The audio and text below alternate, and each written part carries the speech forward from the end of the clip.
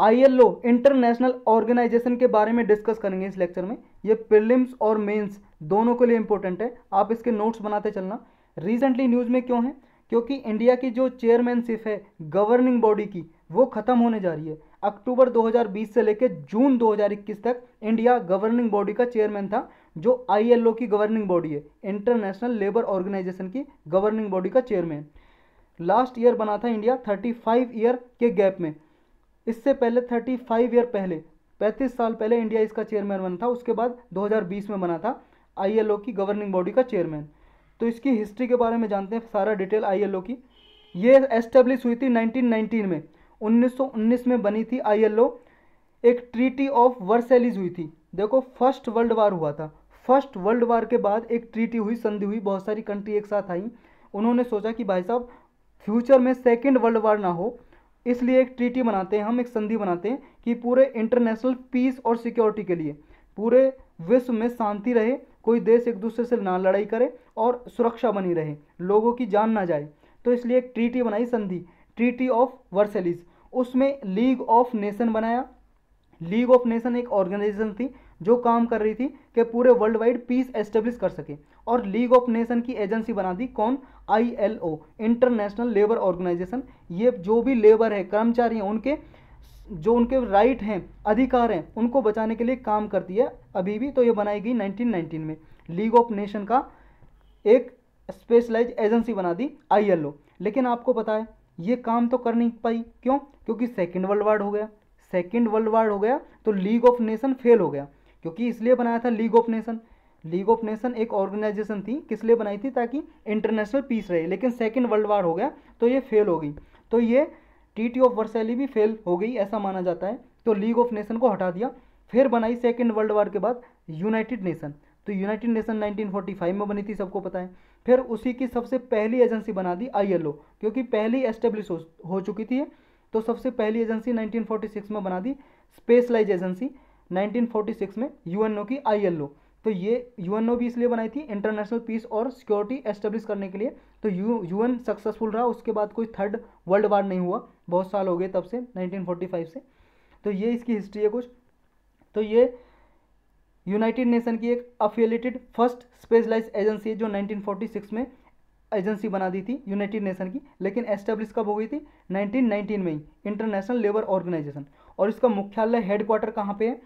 Switzerland में जगह है, जेनेवा, वहाँ पे है। और इसका फाउंडिंग मिशन क्या था जब बनाया था? इसका टारगेट ये था कि सोशल जस्टिस एक असेंशियल है, मतलब सामाजिक न्याय एक ज़रूरत है, यूनिवर्स और लास्टिंग पीस, मतलब पूरे विश्व के लिए और शांति स्थापित करने के लिए सामाजिक न्याय जरूरी है। एक तो ये इसका फाउंडिंग मिशन था।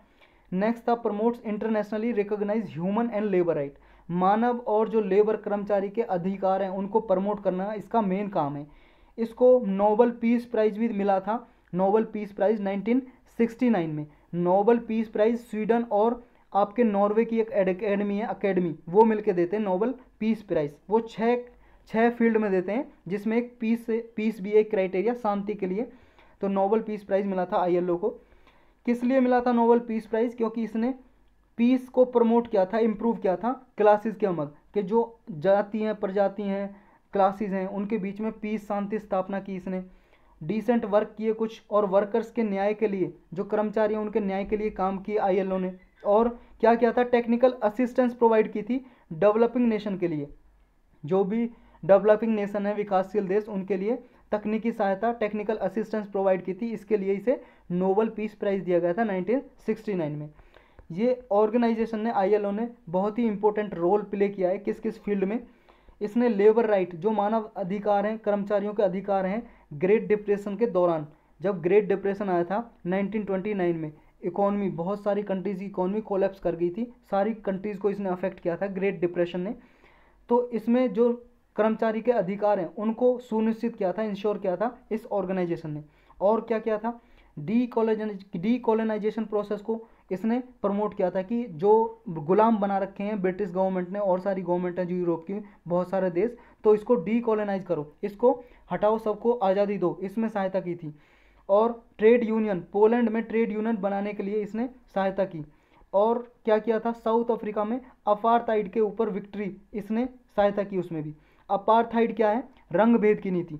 साउथ अफ्रीका में काले और गोरे के आधार पर भेदभाव होता था, तो इसको भी खत्म करने में एक अहम भूमिका रही थी आईएलओ की। तो ये सारे रोल प्ले किए इसने। आज के टाइम में ये क्या करती है? आज के टाइम में एथिकल और प्रोडक्टिव फ्रेमवर्क तैयार करती है। ये पूरे ग्लोब में फेयर ग्लोबलाइजेशन के लिए ये एक एथिकल प्रोडक्टिव फ्रेमवर्क यानी कि रूल्स वगैरह स्टैंडर्ड वगैरह बनाती है, ताकि जो लेबर है कर्मचारी हैं, उनके अधिकारों की रक्षा की जा सके, कंजर्व किया जा सकता है उनके अधिकारों का। नेक्स्ट क्या है? ये नोट रखना है, जो आईएलओ का बेस है वो ट्राईपार्टाइट प्रिंसिपल पे बेस्ड है। ट्राईपार्टाइट का मतलब होता है 3 पार्टी इसमें इन्वॉल्व हैं। कौन कौन सी? एक तो गवर्नमेंट हो गई, गवर्नमेंट, और एक ट्रेड यूनियन, और एक हो गए एम्प्लॉयर। ट्रेड यूनियन किसको रिप्रेजेंट करते हैं? एम्प्लॉय को, कर्मचारी को। और ये एम्प्लॉयर मालिक जो काम देता है फैक्ट्रियों में, उसको बोलते हैं एम्प्लॉयर। तो ये 3 पार्टी हैं जिनका रिप्रेजेंटेशन होता है आईएलओ में। ट्राईपार्टाइट प्रिंसिपल पे बेस्ड है आईएलओ। अब इसका स्ट्रक्चर देखते हैं, स्ट्रक्चर कैसा है इसका। इसके स्ट्रक्चर के लिए 3 मेन बॉडी हैं जो काम करती हैं इसके लिए, जिनमें 3 जो मेन बॉडी हैं इसकी, 3 मेन बॉडी आईएलओ की। उसमें किस किस का रिप्रेजेंटेशन है? गवर्नमेंट का, एम्प्लॉयर का यानी कि जो मालिक जो काम देता है, और वर्कर्स का यानी कि एम्प्लॉय का, कर्मचारी जो काम करते हैं फैक्ट्री वगैरह में। तो इन तीनों का रिप्रेजेंटेशन है इसकी तीनों बॉडीज़ में। 3 मेन बॉडी है इसकी। एक बॉडी है इंटरनेशनल लेबर कॉन्फ्रेंस। ये बॉडी क्या करती है? ये स्टैंडर्ड बनाती है, रूल्स वगैरह बनाती है। और द बोर्ड पॉलिसीज़, ये जो आईएलओ का बोर्ड है उसके लिए पॉलिसीज, नीति वगैरह बनाती है। ये एक साल में जेनेवा में मिलती है ये बॉडी। इसको इंटरनेशनल पार्लियामेंट ऑफ लेबर भी बोला जाता है, इंटरनेशनल लेबर कॉन्फ्रेंस को। आईएलओ की बॉडी है ये, आईएलओ का एक अंग है इंटरनेशनल लेबर कॉन्फ्रेंस, जिसे इंटरनेशनल पार्लियामेंट ऑफ लेबर बोला जाता है, कि अंतर्राष्ट्रीय पार्लियामेंट, अंतर्राष्ट्रीय संसद, लेबर के लिए, कर्मचारियों के लिए अंतर्राष्ट्रीय संसद। नेक्स्ट क्या है? ये क्या करती है? ये एक फोरम है डिस्कशन के लिए। ये जो की सोशल और लेबर क्वेश्चन होते हैं, सोशल और लेबर क्वेश्चन, उनको डिस्कशन करते हैं इस बॉडी में, इंटरनेशनल लेबर कॉन्फ्रेंस में। नेक्स्ट इसकी एक बॉडी है गवर्निंग बॉडी।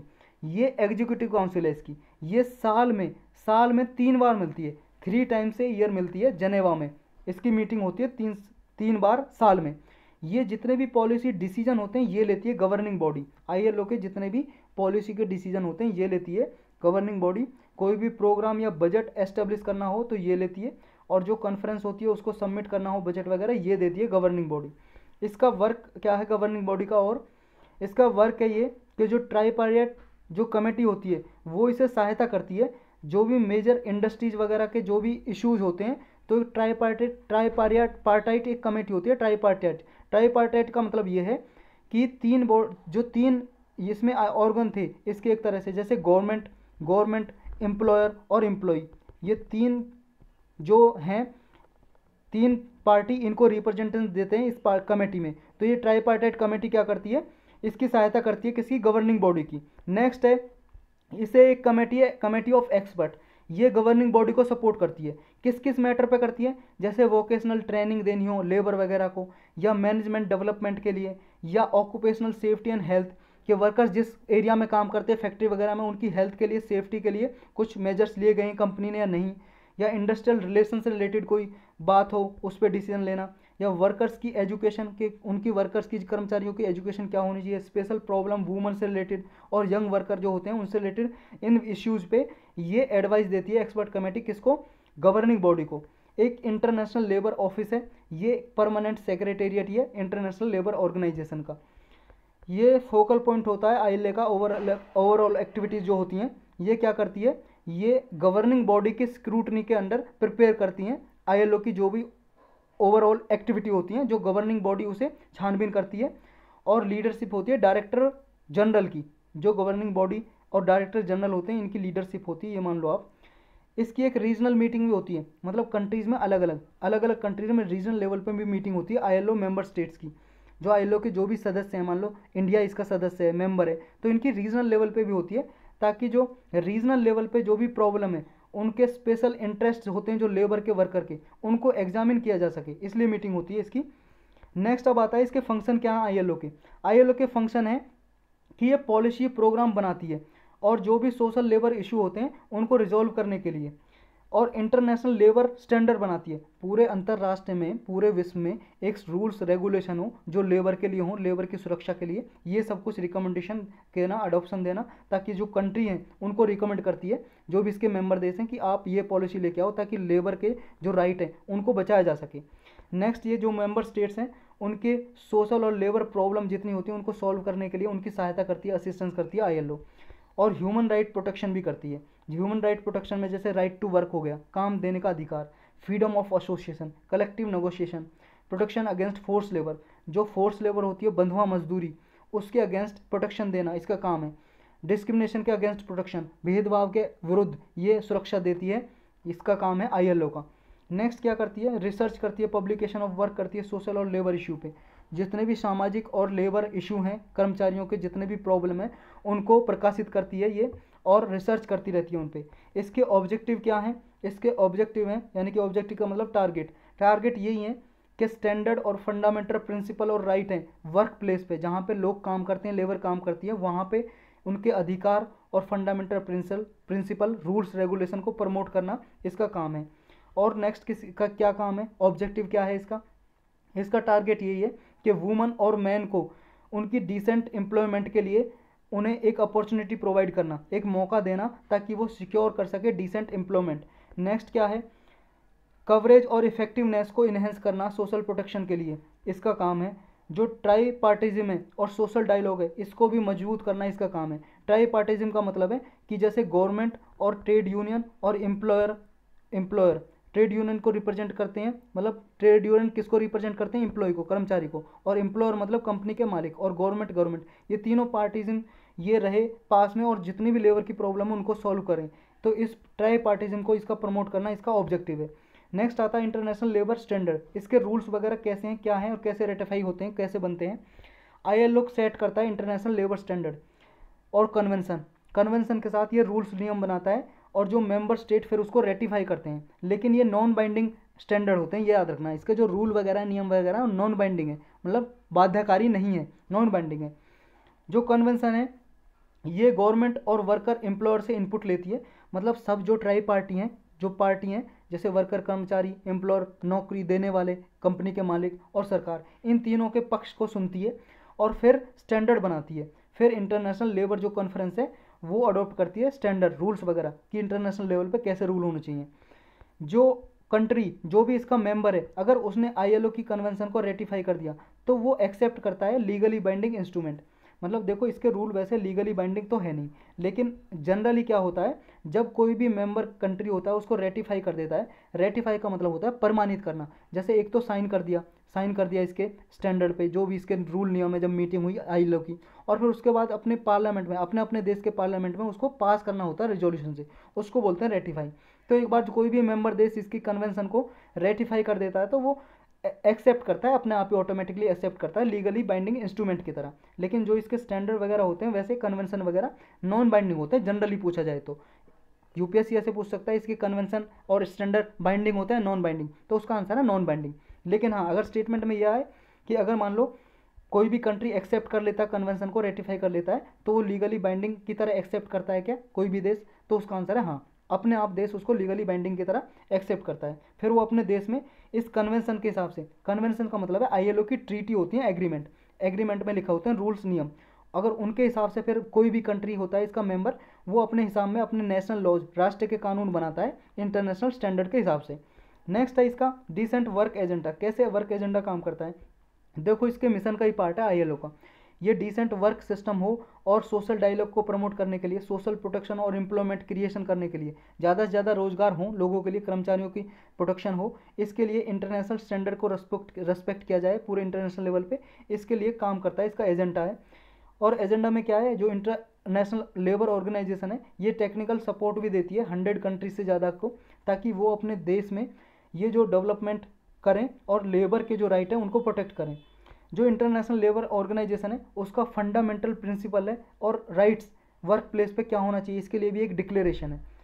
ये डिक्लेरेशन घोषणा पत्र ये है कि जो लेबर हैं उनके अधिकार क्या होंगे और उसका फंडामेंटल प्रिंसिपल क्या होगा वर्क प्लेस पे जहाँ पे वो काम करते हैं। इसके लिए इसने डिक्लेरेशन अडॉप्ट की 1998 में, 1998 में। ये डिक्लेरेशन क्या काम करती है, ये 8 फंडामेंटल प्रिंसिपल को प्रमोट करती है। इसके 8 फंडामेंटल प्रिंसिपल हैं और राइट्स हैं 4 कैटेगरीज में, 4 कैटेगरी हैं, 4 कैटेगरी में 8 फंडामेंटल प्रिंसिपल हैं। उन्हें कन्वेंशन बोल लो आप, कन्वेंशन या ट्रीटी बोल लो, संधि बोल लो, इसकी 8 कन्वेंशन है जो 4 कैटेगरी में बांटी गई हैं और वो किसी कंट्री ने रेटिफाई की है नहीं की है, ये मतलब इनका रेस्पेक्ट करना ही होता है। कौन कौन से हैं ये देखो, 4 कैटेगरी हैं, 4 कैटेगरी, 4 कैटेगरी हैं जो फंडामेंटल प्रिंसिपल की हैं और इनमें 8 कन्वेंशन है। 4 कैटेगरी, पहली कैटेगरी है कन्वेंशन नंबर 87 और 98, ये नंबर है, नंबर भी याद करने। देखो यूपीएससी ने ये पूछ लिया था कौन से नंबर की इंडिया ने रेटिफाई की हुई है नहीं की हुई है और किससे रिलेटेड है, ये भी पूछ लिया था। तो आईएलओ की जो कन्वेंशन 87 98 है वो रिलेटेड है funda freedom of association and the right to collective bargaining. Next एक 20 नंबर और 105 की कन्वेंशन, ये है elimination of force and compulsory labour, जो बंधुआ मजदूरी होती है उसको खत्म करने से रिलेटेड है।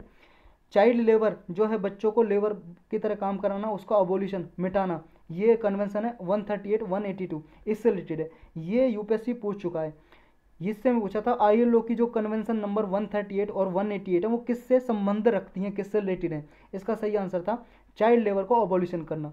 नेक्स्ट इसका 4 नंबर का है, 4th नंबर का, elimination of discrimination in respect of employment and occupation, भेदभाव को खत्म करना है एम्प्लॉयमेंट और ऑक्यूपेशन के रेस्पेक्ट में। ये कन्वेंशन नंबर 100 और 111 है, मतलब 11111।